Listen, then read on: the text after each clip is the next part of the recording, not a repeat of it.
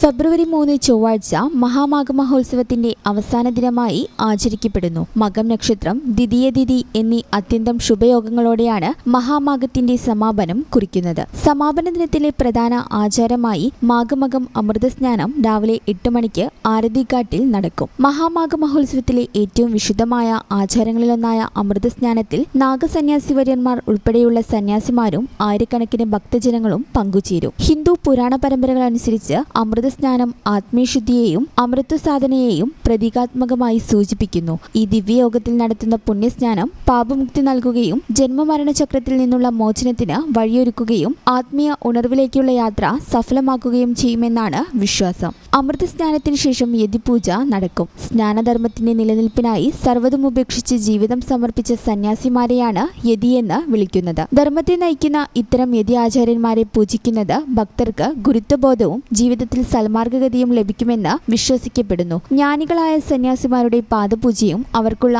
അന്നദാനവും വ്യക്തികൾക്കും കുടുംബങ്ങൾക്കും സമൂഹത്തിനും മഹത്തായ പുണ്യം നൽകുമെന്നാണ് ശാസ്ത്രവിശ്വാസം. തുടർന്ന് ഭണ്ഡാര എന്ന വിശിഷ്ട ആചാരവും നടക്കും. സന്യാസിവര്യന്മാർക്ക് സമൃദ്ധമായ അന്നദാനം നടത്തുന്ന ഈ ചടങ്ങിന് വലിയ ആത്മീയ പ്രാധാന്യമുണ്ട്. സനാതനധർമ്മത്തിൽ ഒരു സന്യാസിയെ ദൈവത്തിന്റെ ജീവനുള്ള രൂപമായാണ് കണക്കാക്കുന്നത്. അതിനാൽ സന്യാസിമാർക്ക് ഭക്ഷണം നൽകുന്നത് ദൈവത്തിന് നേരിട്ട് സമർപ്പിക്കുന്ന സേവനമായി കരുതപ്പെടുന്നു. ഭണ്ഡാരയിലെ ഏറ്റവും ശ്രദ്ധേയമായ കാഴ്ചയാണ് പങ്കത്ത്. രാജാവും സാധാരണക്കാരനും തമ്മിൽ യാതൊരു വ്യത്യാസവുമില്ലാതെ എല്ലാവരും നിലത്ത് ഒരേ നിലയിലിരുന്ന് ഒരുമിച്ച് ഭക്ഷണം കഴിക്കുന്ന ദൃശ്യം. എല്ലാ സാമൂഹിക വേർതിരിവുകളെയും ഇല്ലാതാക്കുന്ന ഈ ആചാരം സനാതനധർമ്മത്തിന്റെ സമത്വബോധത്തെയും മാനവിക മൂല്യങ്ങളെയും ശക്തമായി ഓർമ്മിപ്പിക്കുന്നു. മാഘമകം അമൃതസ്നാനം, യതിപൂജ, ഭണ്ഡാര, വൈകിട്ട് നടക്കുന്ന നിള ആരതി എന്നീ ചടങ്ങുകളോടെ ഫെബ്രുവരി 3 മഹാമാഘ മഹോത്സവം ഔപചാരികമായി സമാപിക്കുമ്പോൾ തിരുനാവായയിലെ ഭാരതപ്പുഴ തീരം ആത്മീയ ഉണർവിന്റെയും സമൂഹ ധാർമ്മിക ബോധത്തിന്റെയും സാക്ഷിയായി മാറുമെന്ന് സഭാപതി മഹാമണ്ഡലേശ്വര സ്വാമി ആനന്ദവനം ഭാരതി അറിയിച്ചു. ഈ ചാനൽ ന്യൂസ്, തിരുനാവായ.